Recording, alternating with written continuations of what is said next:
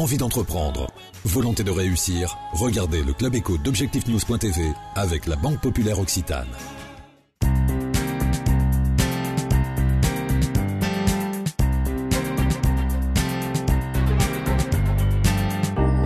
Bonsoir et merci de nous rejoindre sur Objectifnews.tv dans le Club de l'Éco. Nous recevons aujourd'hui Sébastien Massard. Bonsoir. Bonsoir. Vous êtes chargé de mission sur le volet économique auprès du préfet de Languedoc-Roussillon. C'est ça. Le Grand Sud, donc on le rappelle, composé d'Aquitaine, Midi-Pyrénées et du Languedoc, veut décrocher une stature internationale. On parle beaucoup effectivement d'une concurrence de plus en plus féroce.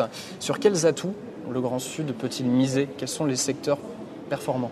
Alors nous sommes aujourd'hui à Toulouse, donc je ne peux pas passer par-dessus l'aéronautique.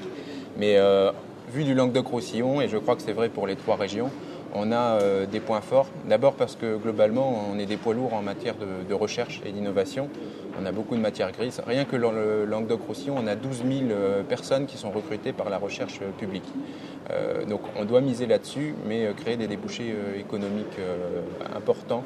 Et on a des atouts dans le domaine de l'agronomie, dans le domaine de la santé, également dans le domaine de l'eau, puisqu'on a créé un pôle de compétitivité mondial sur l'eau, qui comprend Languedoc-Roussillon, Midi-Pyrénées et PACA, peut-être un jour Aquitaine.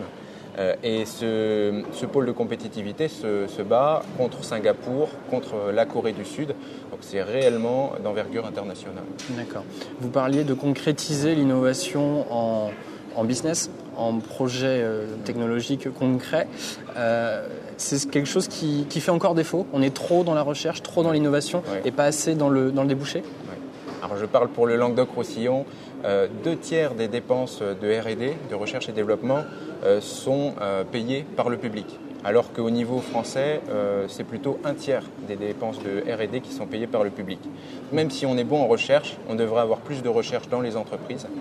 Et on y travaille notamment avec les investissements d'avenir et avec les pôles de compétitivité pour permettre le transfert de technologies entre la recherche publique et les entreprises qui, elles, créent réellement les emplois et la valeur à partir des idées des chercheurs. D'accord. Mais concrètement, qu'est-ce qui bloque actuellement justement dans ce processus? Alors, il y a une question culturelle, l'état d'esprit à la fois des chercheurs et des chefs d'entreprise et qui ne sont pas enclins à se rapprocher.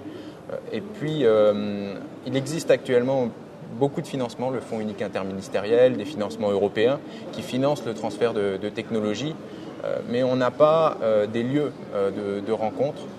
Et c'est ces lieux-là qu'on cherche à créer avec les instituts de recherche et développement, avec les instituts d'excellence également, avec les initiatives d'excellence donc, qui concernent plus les universités. On cherche à créer des lieux où les chercheurs, les chefs d'entreprise, les formateurs se rencontrent pour faire peser des filières économiques en France. Et là, je pense vraiment sur l'eau, on est en train d'y travailler, sur également l'énergie en général. On travaille à un projet sur l'énergie thermique solaire, sur l'énergie à partir de la biomasse algale également. Donc ça, c'est le Languedoc-Roussillon, mais c'est des projets sur l'eau, notamment partagés beaucoup avec Midi-Pyrénées et avec PACA. Alors moi, je regrette qu'on ne puisse pas avoir PACA aujourd'hui sur cette session. Et j'espère qu'une prochaine fois, PACA sera présent parce que c'est les partenaires naturels dans le Grand Sud. Alors, on est aujourd'hui au premier sommet économique du Grand Sud. On va parler des secteurs d'avenir. Pour vous, quels sont-ils? Alors, j'ai parlé un peu de l'eau. Sur la santé, je crois qu'on a beaucoup de choses à faire. Ici à Toulouse, on a beaucoup de recherche qui se fait sur le cancer. À Montpellier, mais également en Midi-Pyrénées, on a de la recherche sur les maladies rares. Alors, les maladies rares, ce ne sont pas des maladies qui n'existent pas, ce sont des maladies qu'il faut pouvoir attaquer et sur lesquelles on fait des progrès très importants pour toutes les autres maladies. Donc on a des recherches sur ces sujets-là, des recherches identifiées au niveau mondial. Il faut savoir que la France se positionne très très bien sur ces sujets et notamment le secteur de Montpellier, également sur le diagnostic médical. Donc là, on est en concurrence, je dirais, avec les Japonais et les Américains pour créer de nouveaux dispositifs qui demain permettront de prendre en charge les patients de façon plus individualisée, de faire un diagnostic non pas pour une pathologie globale, mais une petite pathologie et la traiter très efficacement et très directement.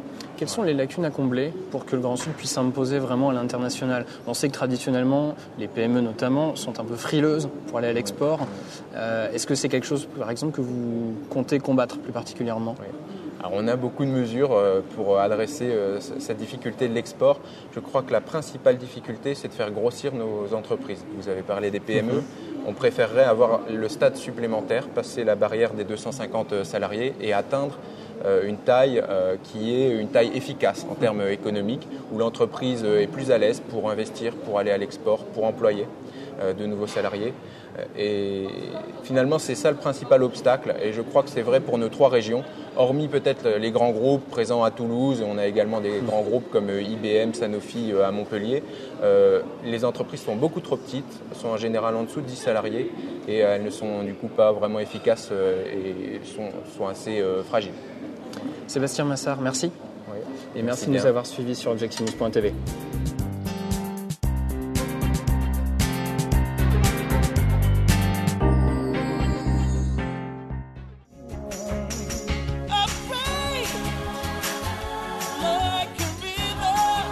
Envie d'entreprendre? Volonté de réussir?